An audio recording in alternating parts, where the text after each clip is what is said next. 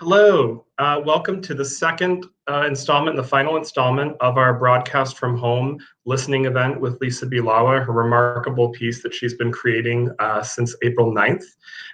My name is John Glover. I'm the Director of Artistic Planning at Kaufman Music Center. If you didn't join us yesterday, welcome. At Kaufman Music Center, based in New York City, we believe that music is essential to the human experience and a vital part of our humanity. Through Lucy Moses School, New York City's largest community music school, and Special Music School, a K-12 public school with music as its core subject, we impact thousands of students each year. We celebrate great music through our presentations at Merkin Hall, and now through our online presentations, including today's event. We also support the next generation of composers and performers through programs like Face the Music and Luna Composition Lab. Lisa Bielawa is a multifaceted composer, producer, vocalist with a celebrated career and awards ranging from the Rome Prize in Composition to the Music Award in the Academy of Arts and Letters. She needs no introduction, and let's please welcome Lisa Bielawa. Yay, thank you, John. Hey, Lisa. It's great to be back with you again. This is really exciting. It's been such a thrill so far, so can't wait for more. We talked about this a little bit yesterday, but I just wonder if we could, just to refresh anyone who's new with us today, just sort of the impetus behind you creating Broadcasts from Home and how it started.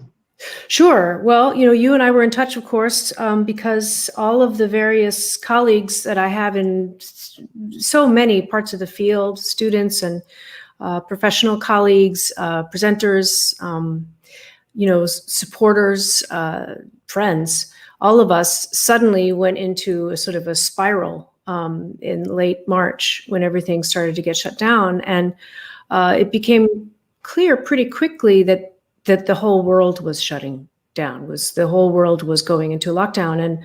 And so the idea for this project came about pretty quickly because of a confluence of just, of circumstances, a realization that I was going to be isolated, but I wasn't alone in my isolation, and that music making was going to suddenly become really compromised, that learning online was suddenly going to become the norm overnight, that presenters were not going to be able to finish their seasons with live programming. So it for a number of reasons, some emotional and more philosophical and some really pragmatic, this project came about as a way for all of us to create work that not only would keep us connected to one another, but also would actually provide a kind of a balm, would actually sort of help us navigate together this difficult time that was suddenly dividing us into tiny little households.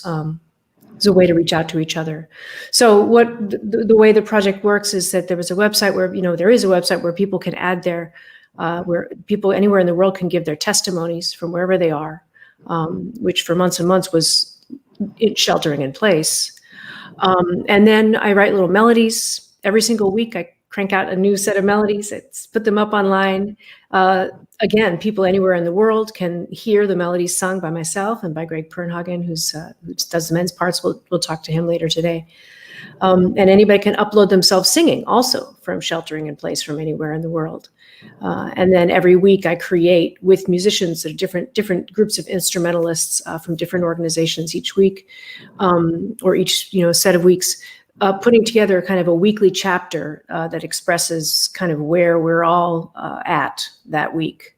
We did 15 straight weeks of these, and that's what we're presenting now. Now the project is on hiatus while we sort of take a step back and see what's happening with the world. But this particular Broadcast from Home, 15 chapters, represents a time when the entire world was thrust into a sort of a singular moment of just dealing with this crisis and the multiple crises that have hit us as a society over the last few months. Yeah, I was thinking after our broadcast yesterday with the first half of this, I was just reflecting on just the unbelievable tenacity and inspiration that you have as an artist. That I mean, if we remember back to like mid-March when we really there was this huge pause and this moment where everyone was really reeling, and your first impulse was we were already in conversation about some other projects, and you called me and you said, I have an idea, and I'm still gonna make music, we're still gonna make work, and we have a way to create at this time. And we're getting more used to this new normal, I guess, but I was just in awe remembering what it felt like in late March, and that you were already full steam ahead with a new way of creating music. And thank you. I mean, it was a crisis pivot for sure. I mean, I think it was a flash. It was like, wait a minute, this is how we can do this. And let's face it. I mean, it has sustained me doing this. These relationships that we're going to learn more about today too. Really was sustaining for me. And and it turns out that it was something that we all needed. I mean, hundreds of people came to this project. And it's been really inspiring at a time when there has been a lot of difficult stuff to absorb. Well, and as you just sort of alluded to, there was, of course, the COVID-19 pandemic that we were reeling with initially when you started this process, and the first chapter went out on April 9th, and then weekly since then. But then quickly after that, there became other crises for us to really reckon with. And I want to mention, just as we head into the first two chapters today, one of those, for those of us who joined us yesterday, we started with chapter 1 on April 9th and moved through, but now as we go into chapter 9 and 10, we're hearing where Lisa and all these creators were at the end of May. And of course, at the end of May was also the murder of George Floyd by Minneapolis police officer Chauvin and Derek Chauvin, and which resulted in many protests and demonstrations, peaceful ones throughout the United States, particularly in cities. And so not only were you creating this document of the experience of the pandemic, but also a document responding to the realities in America as we've been facing them. And I just wonder if you want to talk a little bit about that and your experience channeling those experiences also. I mean, it's amazing. Yesterday we listened to 1 through 8, which is a very sort of a eerily slow moving kind of process that we were all going through together, with shock and loss, and but suddenly now, it's chapter 9, we're in the protests, and the testimonies exploded with unbelievable accounts of calls for justice and testimonies from the protests. I was getting field audio from protests in both New York and also in Minneapolis. As they were happening, they were coming in, and I was integrating them into chapter 9. So you'll hear field audio in chapter 9 that was recorded and then immediately implemented. And then, and just this incredible lurching feeling that we all had, that suddenly now there was a second crisis of this scope on us, was what we were going through and continuing to go through. And then suddenly chapter 10, reopening. So this is kind of chapter 10 is all about cities beginning to reopen. So that's what you're about to hear. That's what was going on right at the end of May, beginning of June. It's incredible. And so I think with that, let's go ahead and take a listen to chapter 9, Hear Me, Hear Me, Hear Me, and chapter 10, The City Is Not the Same.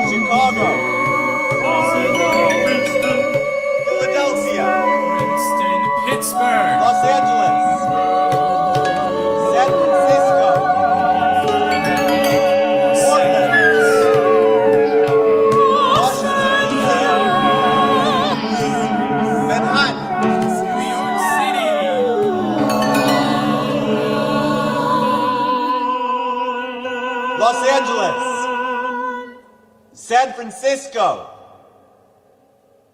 Portland, Washington, D.C.,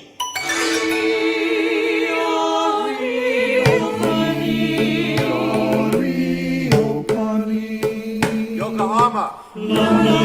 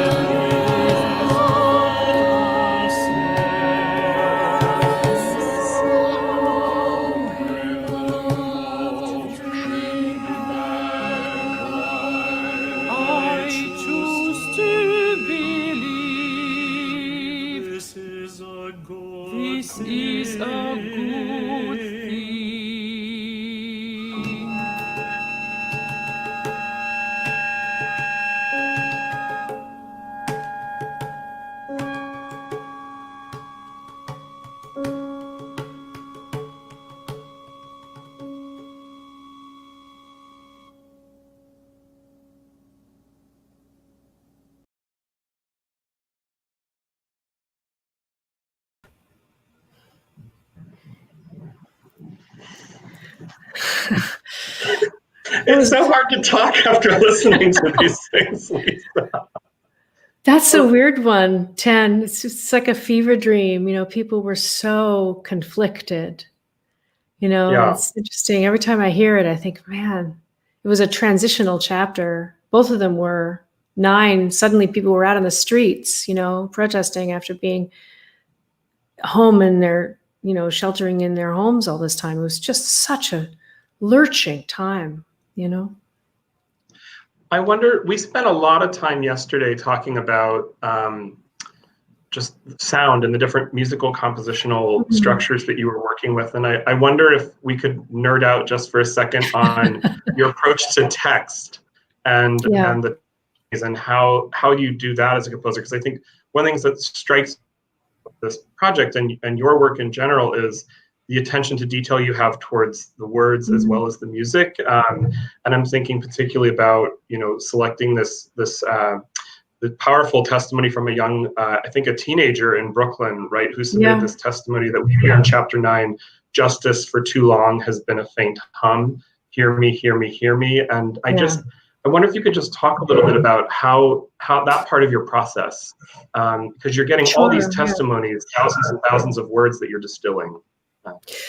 Well, it was amazing getting that testimony in because, of course, there were all these testimonies, there was all of this language and suddenly there was a surge of, with the protests, everybody was just like getting out and, into the streets. But this one young man, and he wants to be anonymous, he's 15 years old, Brooklyn based kid with this gift for writing. And it's sort of in its simplicity and in its the delicate balance between pain and hope in there, really cut through a lot of other much stronger, more forceful kinds of. And to me, it was a moment full of active, energy, but in fact, it was a very sad feeling at the core that this was, that these issues are still with us to this degree. And then following right on that, the word city didn't show up in the in the testimonies, didn't show up in the testimonies until the protests, and then also suddenly people are talking about the city's reopening. So the word city shows up in all of these testimonies all at the same time. So a lot of times with the text, I'm tracking for sort of words that are entering the collective, conscious at the same time around the world, which certainly happened in early June for both of these reasons, because of the protests and because of reopening. Well, and speaking of cities, I know we have someone we're about to welcome in from the city of Chicago. That's right. So I'm wondering if we can now welcome Alessandro Garcia Montoya from Fifth House Ensemble. You heard his music making in chapter 9, and then you'll hear him again in chapter 14. Welcome, Alessandro. Great to see you. Hi, thank you so much for the invitation, John and Lisa. Good to see you. Yeah, wonderful to see you. So I'm wondering, Alessandro, if you I'd love to hear you and Lisa talk a little bit more about just creating from home, as we listen to chapter 9 and 10, what it was like to be creating from home at that moment, and if you can remember sort of where you were emotionally, just thinking about this sudden, much needed shift in focus from the pandemic to these other issues that we're still struggling with in our country that suddenly came to the forefront in late May. Yeah, sure. This chapter 9, the first one I participated on, was the first week of June. And I guess we sort of changed gears, in the way we were thinking about presenting this chapter. And particularly, as I was preparing the music that Lisa wrote, the fragments or the melodies that she called, there are a few words that struck with me. Of course, justice as a faint hum, also a lot suffering, dissolving. Who am I if I cannot work? So we were in a state where desperation, in a way, and for an artist to be able to express that is what I believe is our purpose. And as I was trying to kind of understand Lisa's music, or language, I was just going through the lines at different speeds, and try to come up with that emotion, my own emotion, and also what I was reading from the testimonies. And I came up with a few, I guess, expressive ideas that came from really within me. And it's what I admire most about this process, where it's a combination of, it's an expression of our art and how we are vehicles to express our environment, things that are happening at the moment. There's some beautiful, having somebody, Alessandro, your playing is just superb, and it's one of my favorite instruments to write for. Just the range, the expressive range, of the clarinet is tremendous. And as you can hear in chapter 9, there are just these wails, these just peals of this sort of supplicant, kind of wailing that you get out of your instrument that really drove the structure.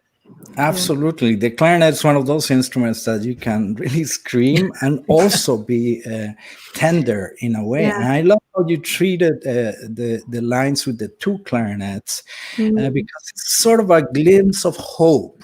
I think as I try to understand your language in music, you still have positivism. You still have that you want a good result to everything. So I thought especially at the end of chapter 9, and the way you scored the two clarinets was beautiful and really portrayed that hope that you show in the music. Well, I felt that hope from this testimony too. I felt. Can we dig into that for a moment, though? The instrumentation, Lisa and Alessandro. It's such a fascinating part about this project is we spent a lot of time yesterday hearing these huge choral textures. We talked to Natalie from University of Southern Florida, but something shifts here also where these chapters are so much more intimate. They seem like chamber music almost. Right. Although I did have a chorus in chapter 10. From North Carolina. Yeah, the Concert Singers of Cary showed up. But it's true, chapter 9 was, it wasn't as many voices, and it was just sort of ebbed and flowed. A lot of people, like, for example, singers that I know who had been participating were protesting. People were submitting fewer vocal recordings from home because they weren't trapped at home anymore. They were out in the world more, which is fine. It means that, in other words, the project reflects that too. But instrumentalists, we were at the beginning of sort of the summer festivals. And so I entered into a lot of wonderful collaborations. Fifth House Ensemble and the Fresh Ink Festival, which is their sort of their vehicle for teaching and coaching young musicians through the summer. You guys were part of this for 4 or 5 weeks. Yes, we have several of the participants collaborate on. I was in chapter 10. I wasn't involved on that one. I was later in chapter 14. Yeah. But I was. It's so great to hear these performers, especially applying extended techniques, which are sounds that are unusual to anybody, because they really do describe an unusual time. And I thought they did an amazing job at expressing themselves through a challenging time. That's what we are all hungry for, all artists, musicians especially, to gather, to play together, and to express ourselves through our instruments. So this is a gift, and thank you for the invitation, for having me. Tremendous. Yeah, thank you for joining us, Alessandro, and also for all of you joining us from home. I see we've got Leandra tuning in from the Bay Area. We've also got wonderful. David Drucker tuning in from rainy Vancouver, he says, and Alessandro, of course, is joining us from Chicago. And as you're watching along with us, please share any comments or thoughts, and also where you're tuning in from. This whole project is about keeping us connected at this moment. So please, as you're watching, let us know where you're tuning in from. And with great. That, I think, could we, let's check in and listen to chapters 11, Throw a Prayer, and chapter 12, Today is Enough. And thank you so much for joining us, Alessandro. Thank you very much again. And you take care. Bye. Yeah.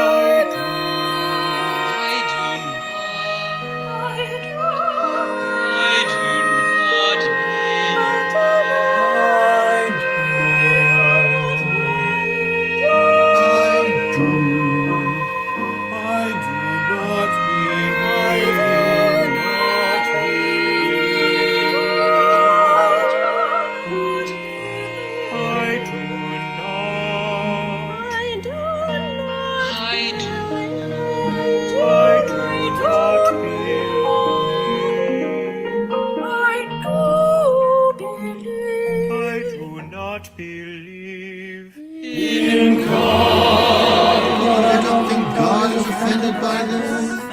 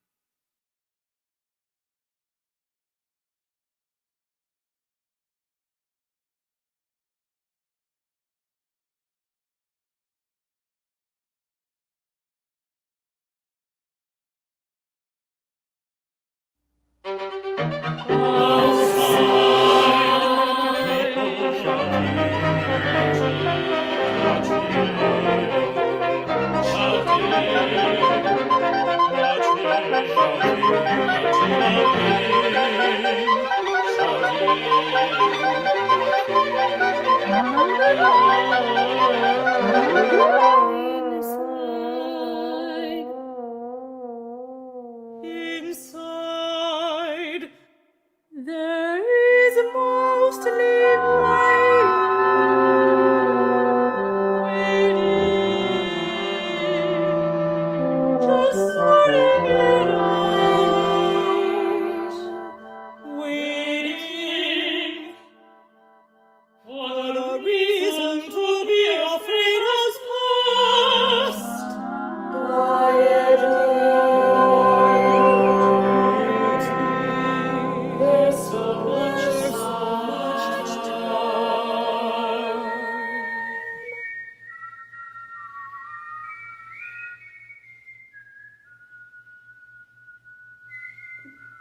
Almost in silence.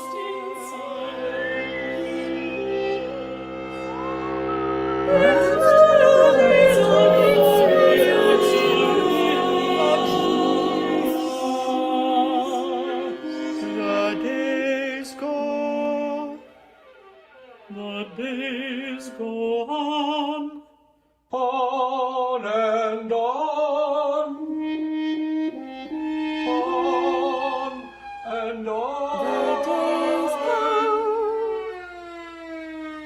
on, the days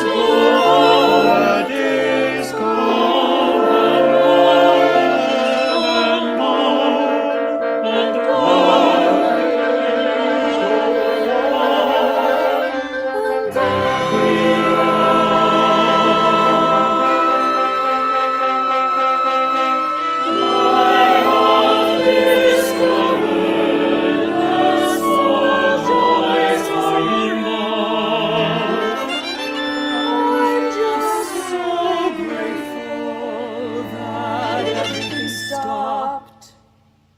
I was desperate for it to stop. Discovered that small joys are enough. Turns out it's enough. I'm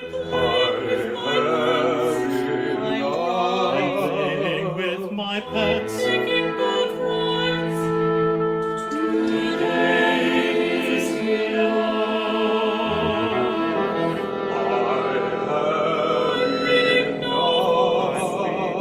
I'm making homemade ice cream with small peas. Playing with my dog is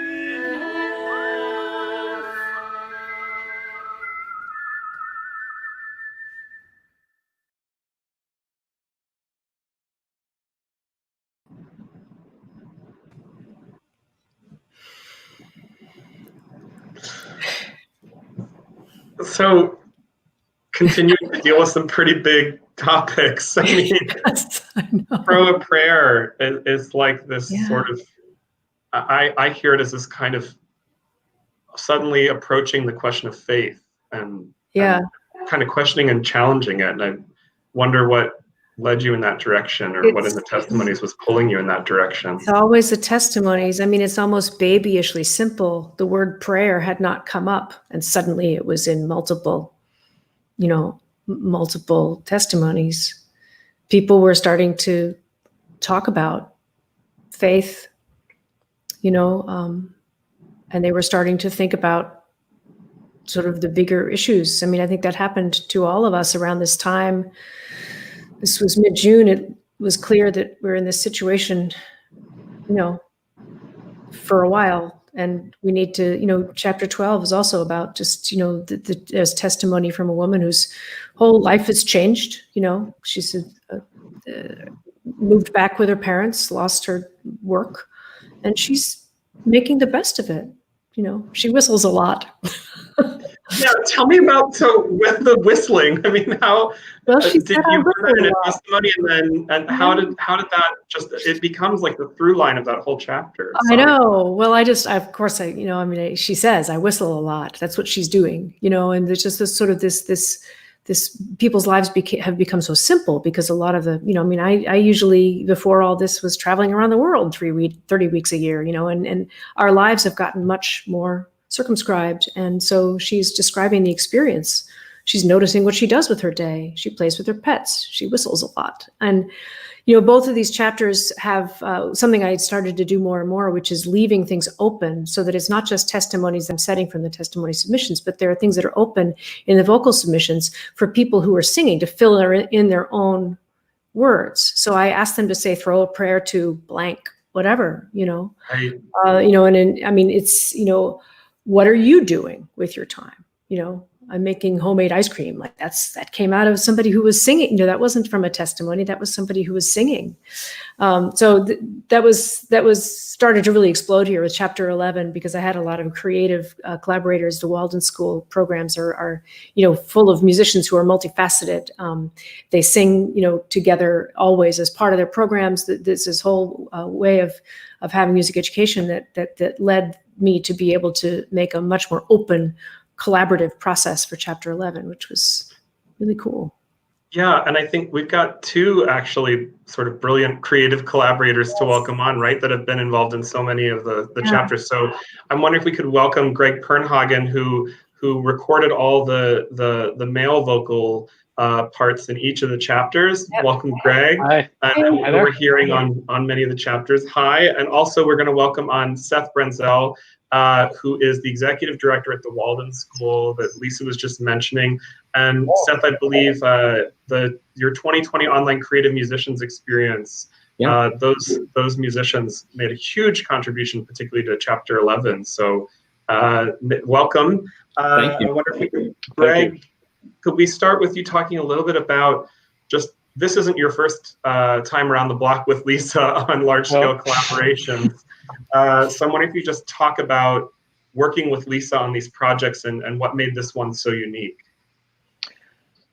What made this one so unique was the set of extraordinary circumstances that brought it about. Previously, we've done many things together, but I would say before this, working on her opera Vireo, which was something that was started like 20 some odd years ago and then came to fruition it's already been a few years, and it feels like it was the last thing we did before this, which is kind of amazing. But, that was something that was, Lisa aspired and chose to do it. And this was, more a question of something being thrust at her, at us, at artists, at the world, at everyone, at the same time. And so, it is different, and then there was the, just jumping into, a new kind of way of generating the material, what I was getting from her, what I was giving back, the timeline, the technology, it was all kind of, just, you whistle and it just showed up. So that really was very striking about the whole process for me.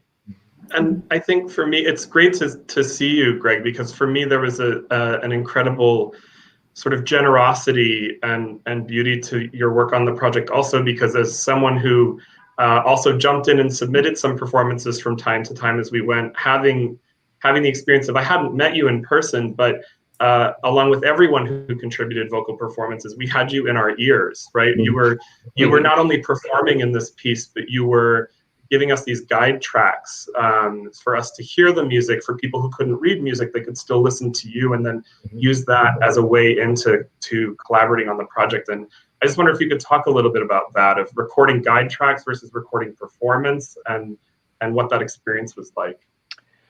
Well, it wasn't as different as you might expect, in that, initially when Lisa and I talked, or when she filled me in on the project, I didn't expect necessarily to be used. I knew that I was going to be,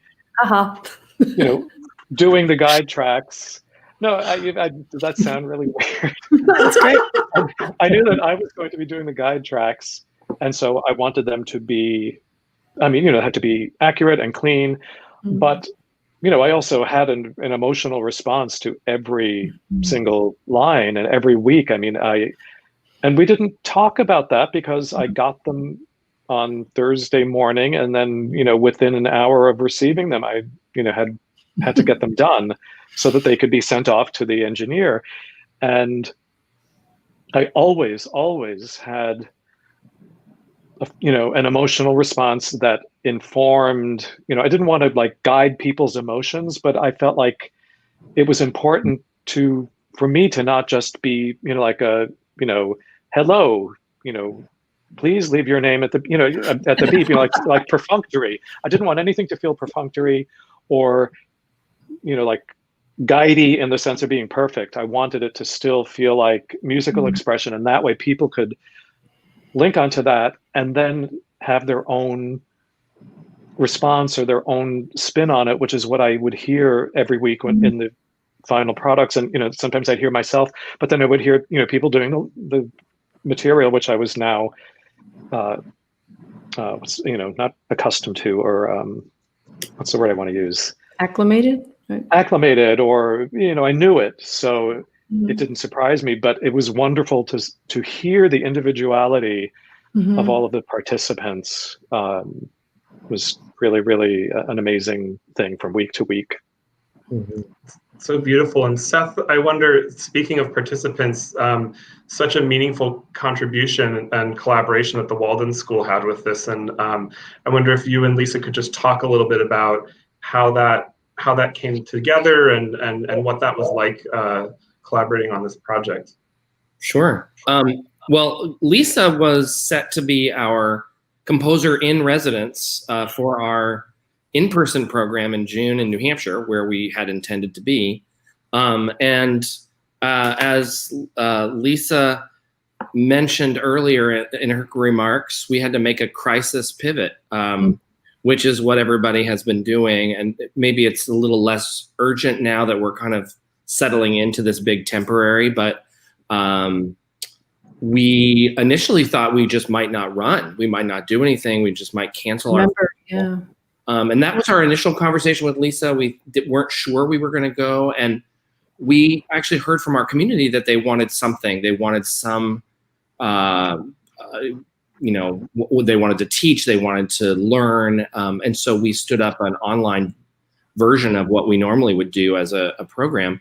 And Lisa was kind of instrumental, pun intended, to us thinking that this could work because she was already doing something collaborative, meaningful, at a distance, and was having some success that she was enthusiastic about. So I actually want to thank Lisa because in some ways, that first conversation when we were really trepidatious about doing something online, Lisa expressed sort of confidence and courage, which I think was really important for us as folks who were also crisis pivoting. And then we went from there, and we had our participants sang. Mivos Quartet and Matt Gold, a percussionist, were involved as instrumentalists. Matt had a lot of big instruments at home. Yeah. I remember I had a little Zoom chat with him. I said, listen, you're the only one through this whole project I know who has things that are that big in your house. So I'm going to write the percussion part that's all enormous things. Yeah. Yeah, and so we had, I would say, about 20 folks or so from including David Drucker, who's online from Canada. I heard his voice in Chapter 11. It's great to hear him. And yeah, it ended up being just a really special week. And Lisa was sort of, and this project were, you used the word through line. That this project was a through line for our festival this summer, and I think it was part of what made it so poignant and meaningful for our group. That's so great. Yeah.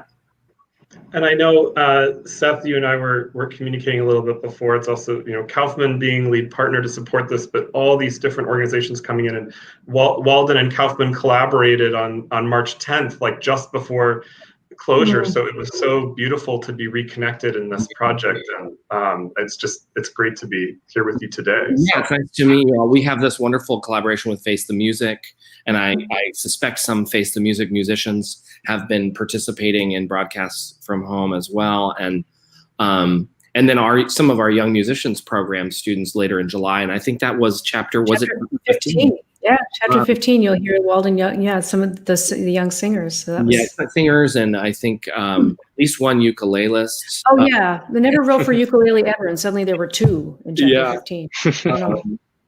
I can't thank Lisa enough for this collaboration, and also Kaufman Center for being so supportive of a very innovative project.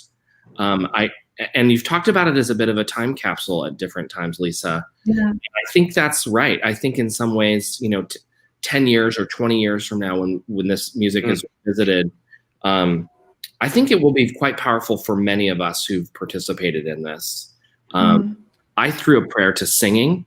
That was because I'm also a professional singer here in San Francisco with the San Francisco Symphony Chorus. Many of my colleagues have sung also in this project.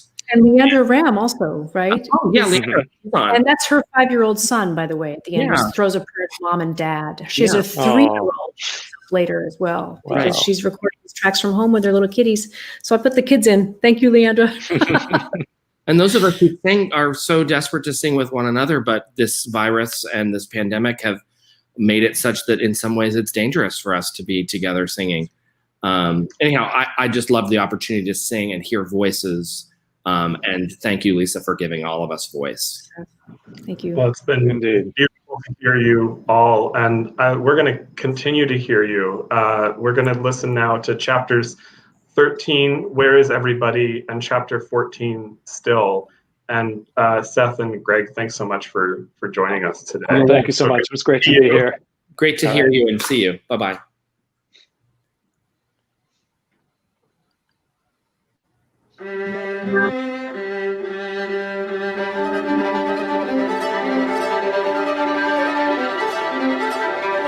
I dream about being near people,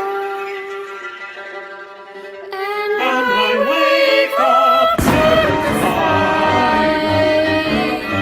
I can't imagine hugging. I can't imagine hugging.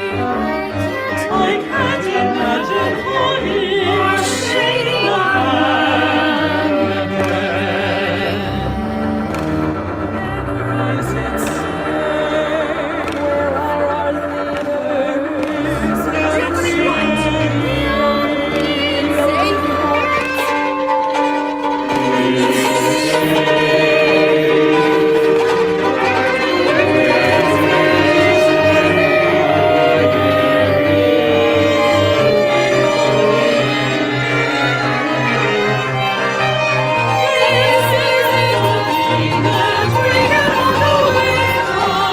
safe What is happening to our world? Is it safe? What is happening to our country? Is it safe? Is it safe? Is it safe? Is it safe? Is it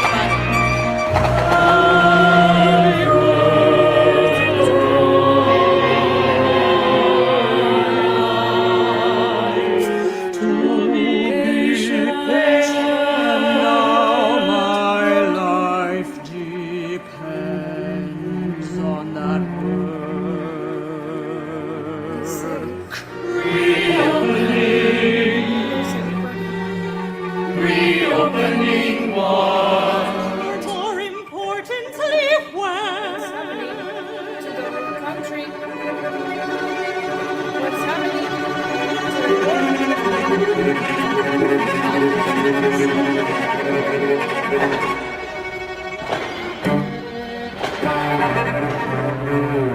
This isn't a thing that we can walk away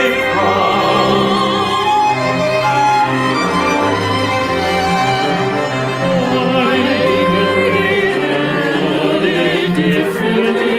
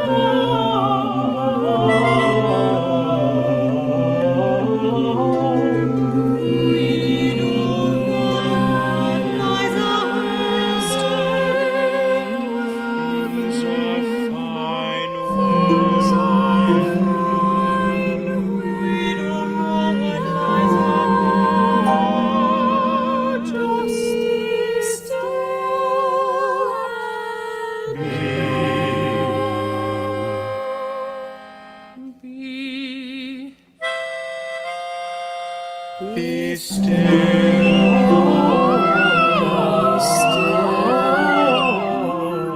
We don't know what lies ahead. Be still and know. Be still. Be still. Be still. Be still.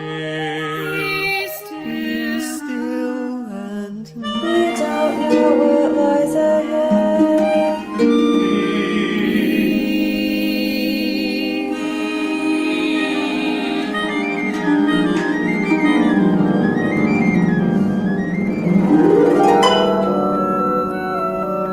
What seems like days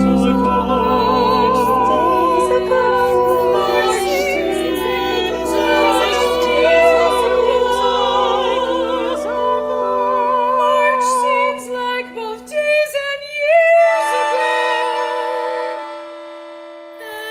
There is no room.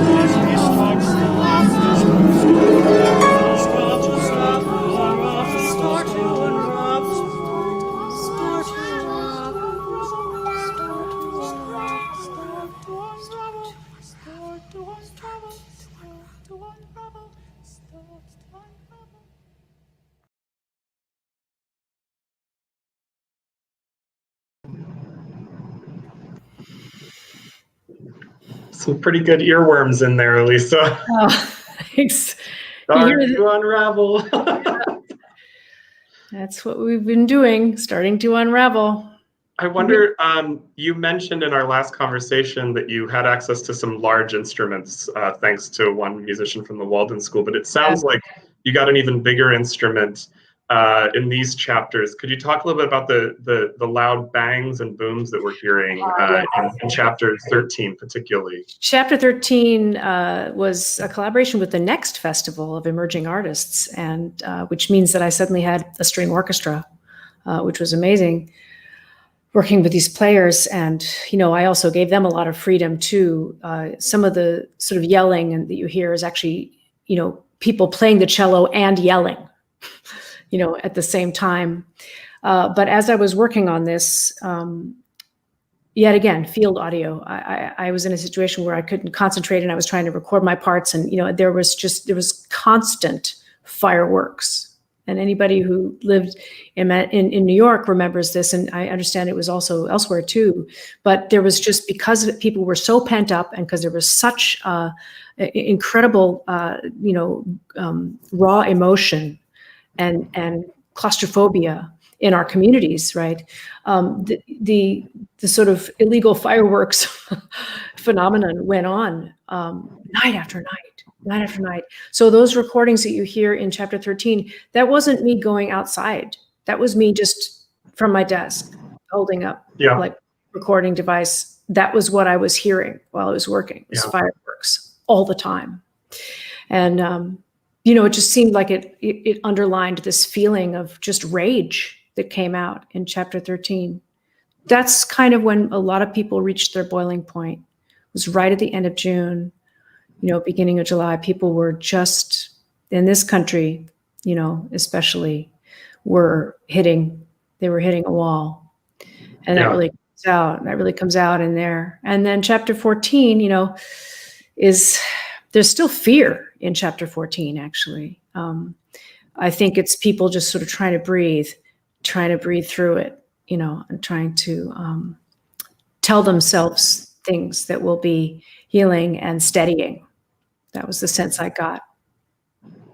So I know that we've talked a little bit about text today already, but I can't let us leave this broadcast without just pointing to, I am in such awe of your work as a composer in the way you set text. It's incredible to me how we have all this diversity of instrumentation and color and voices, but could you talk a little bit about your process of when you're actually taking words and putting them to music, and because you set them in such clear ways that as a listener we can track this mass of sound, but also the emotional content, and also really comprehend. And how do you do that, Lisa?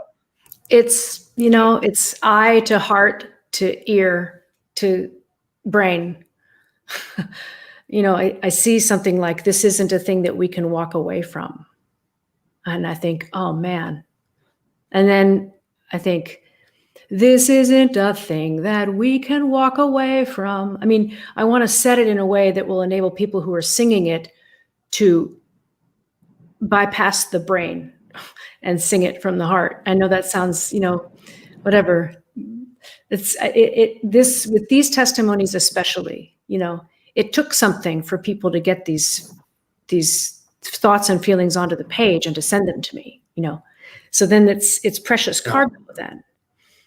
I think it's all about whether or not you really have the requisite reverence for people's words, especially when people's words have been gifted like this to a collaborative process that shows a sort of a reciprocal reverence for what we're doing together. And I feel incredibly touched and inspired by the people who've submitted these testimonies from all over the world. There are some of them on this. I see some of them on this live stream today. So. Yeah, and we're gonna, speaking of precious cargo and text, we're gonna welcome Deborah Meadows now, poet and essayist. Her poem "Medieval Lovers," Book of Afterlives, forms a part of the backbone for the last chapter of this portion of Broadcast from Home, right? So we're going to hear her words soon, but welcome, Deborah. Welcome, Deborah. Yeah, Deborah gets the last words. Yeah. So Deborah, do you want to talk maybe a little bit about the inspiration for this poem, and then Lisa, what from this poem really drew you to make it sort of, as you say, like the final word for this portion of Broadcast? Well, this is from a long poem that I began at the beginning of 2020, and I only learned about Broadcast from Home toward the end of the project. And so I thought, I'll send a couple of pages to Lisa, and before you knew it, she selected that, and the musicians went to work, and they're part of music. And so in many ways, I was thinking about afterlives in various forms. I would say mainly secular forms. And so while I was working on this, I also came upon an interview by the late artist Robert Morse, who in an interview describing one of his more horizontal pieces that was mistakenly discarded for litter, he said, well, even in the trash, it's still art. Even if the pieces are taken into burrows of animals and into fields, it's still art, which I thought was very daring. And we think about how physicists even talk about the conservation of matter and changing forms and so forth. So I was very interested in that. And it was only later that I learned that the very first chapter also begins with after. So from a writer's point of view, that makes a very nice sphere. Oh, And wow, it was only later that I learned about Lisa's interest in minimalism and her work in the Philip Glass Institute and her operas that made me think about the way that Requiem comes down to us and the elastic form that that can be in order to twist and torque the wave of human experience. And so I thought I would read that one small part, even though you selected a few elements from the other ones. And so this is the opening piece. Zombie afterlives of lost novels, poetry left behind in a taxi, paintings secluded behind walls, covered over with banal images, calendars, buried in contiguity, decline, woven into nests, burrows, stitched, torn, resonance, sunk, unburied again. There's another line there, Deborah, that just, you just read it, but it jumped off the page at me, which is poetry left behind in a taxi. Poetry left behind in a taxi, again, that just sings itself. And what I felt when I read your poem, and I wasn't, I had to use the sections of it that would be joined sort of fruitfully by music. There are other parts of your poem that really belong, I think, as a poem, but there were parts of it that I think really wanted to be sung. And, for me, what this is saying is afterlives, like at this point, we've reached a point now with this pandemic and with our changed lives, that there are some things, like if you leave a poem behind in a taxi and it was before all this happened, before the pandemic, maybe you could call up the taxi and you could go get it. Or, maybe there are a lot of things that we thought we had just set aside temporarily, but actually now they only exist as afterlives. At this point, our lives are changed so much. Our lives are so altered that we are starting to have to just leave some things behind.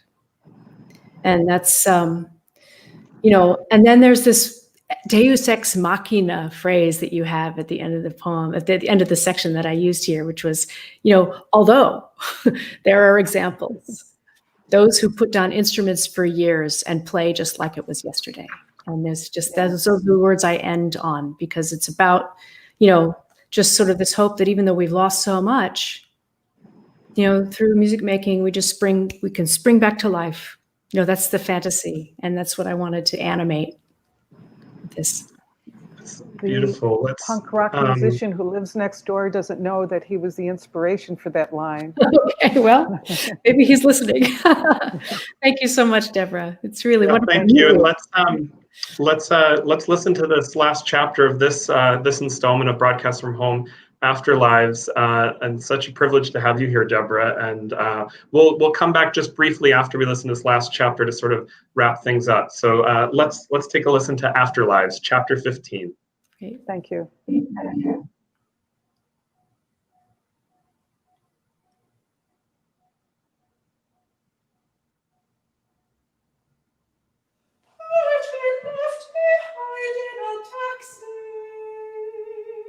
Zombie afterlives of lost novels. Now cancelled Paintings secluded behind walls. Calendars buried in contiguity. Zombie afterlives of lost novels. Paintings behind walls. Concert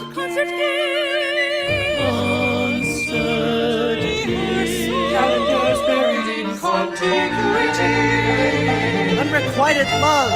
Poetry left behind in a taxi. Paintings secluded behind Tea time. Faraway friends. Going to the opera.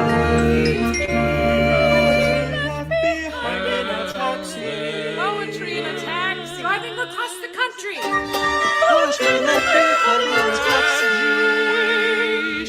Taking the subway. Painting secluded behind walls. Calendars buried in Visiting my brother. Now pencils Visiting my mom. secluded behind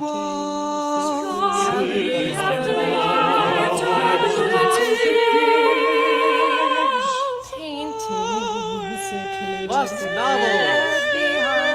Lost novels. Paintings behind walls. Poetry in a taxi. Would have been. Paintings behind walls. Hugging friends. Through pubs. Lost novels. Poetry in a taxi. Lost novels.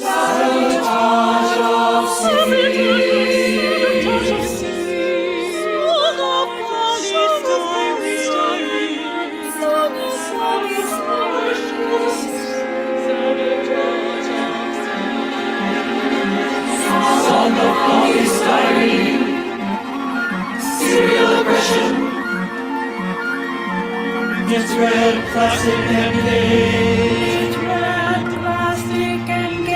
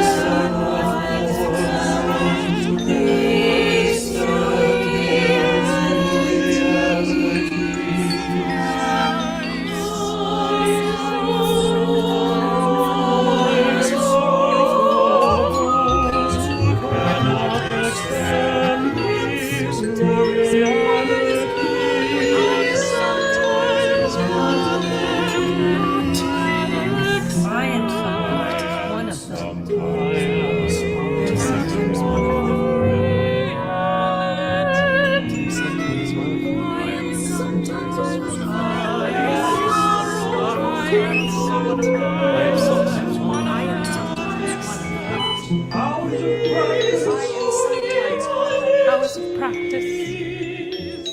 Keep musicians ready. Hours of practice. keep musicians ready. Keep musicians ready. Hours of practice. Hours of practice. Keep musicians ready. Oh, there are examples. Those who put down instruments for years and play, just like it was yesterday.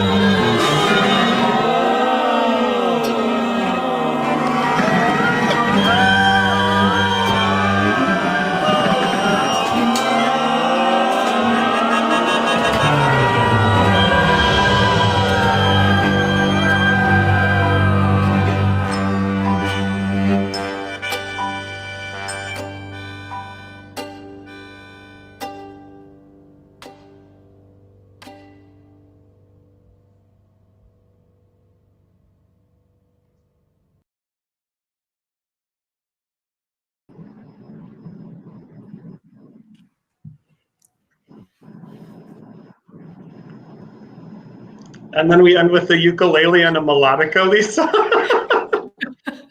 I had 2 ukuleles and 2 melodicas. This was the festival, yeah, the 5th summer festival, 6th, counting the online Young Musicians Program festival. Yeah.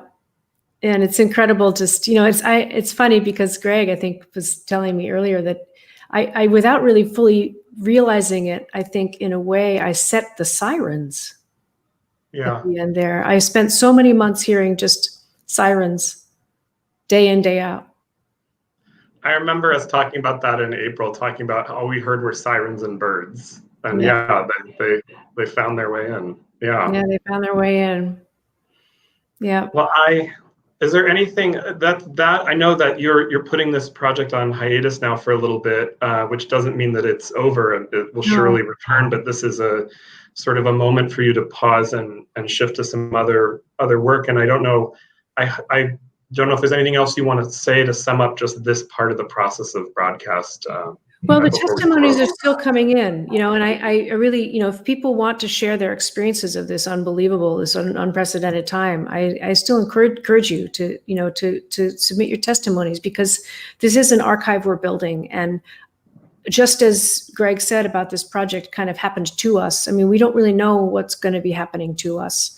And I'm not comfortable saying it's over, because I think this community is one that we may all desire to come together again around whatever challenges lie ahead for us. And so it's still, the site is still live, and there's still, and I'm still with everybody, and still with everybody. I'm turning my attention to some other projects now that I think are really also important, that are going to bring together other communities around other important topics that I feel also I want to turn my attention to, like the voting and also just sort of finding new ways to help with universities and young musicians who are trying to figure out how to continue their studies as they return to school. And so I think we have a lot we can do together, and so this isn't, I'm not done.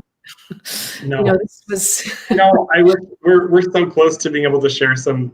I know this won't be the last time that we're working together either, Yes, Lisa. And plans together. It's an honor to be collaborating with you. And to everyone joining us from home, thank you so much for joining us for these 2 days of listening to Broadcast from Home, these first 15 chapters of Lisa Bielawa's project. The individuals and ensembles who contributed these testimonies and performances, as you've heard, range from the Walden School Fifth House Ensemble, Next Festival of Emerging Artists, Fresh Ink Festival, Manus School of Music, University of South Florida, Choral Singers. We could spend another hour listing everyone who's contributed their hearts and minds. Another person that we shouldn't forget, Aled Roberts made that incredible score video that you just saw, animated. Sorry, I had to get that. Yes. No, yeah. And Broadcast from Home was made possible with financial support from Nancy and Joe Walker, Jim Rosenfield, and one anonymous donor. And at Kaufman, we're honored to be the lead partner on this project with Lisa. We're so thrilled that you entrusted us with helping to support this. So thank you to all the supporters, and another very hearty round of thanks to Christina Jensen, who has guided this entire project. And also another shout out, of course, this is also a recorded project. So Nick Rossi, who mixed and mastered the first chapter, and then a big shout out to Kaufman Music Center's Ben Young, who chapters 2 through 15 has made this sound so stunning. Bravo, Ben. Ben. And just as we posted it, the testimonies can still come in, but Broadcast from Home can always be visited on Lisa's site, lisabielawa.net. Please go there to listen. It's all available for free, and please continue contributing your testimonies as we continue this journey that we're on all together.